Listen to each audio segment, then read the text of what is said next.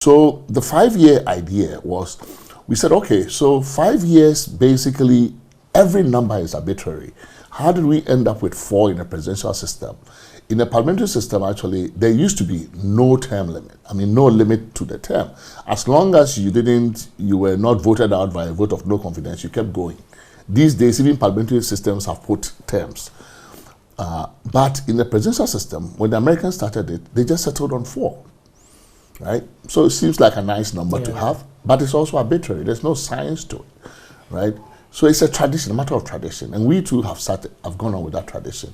But when we gathered evidence from those who had worked the Constitution that 4 years was not enough, then we said, what else then could we make this work? They claim that it takes X amount of time to set up government, and then the last year you are campaigning. That wasn't the only consideration, because that can be solved other ways. And in fact, we have proposed ways to deal with it by doing what other countries have done on the back end of your term. Campaigns shouldn't start until a certain date.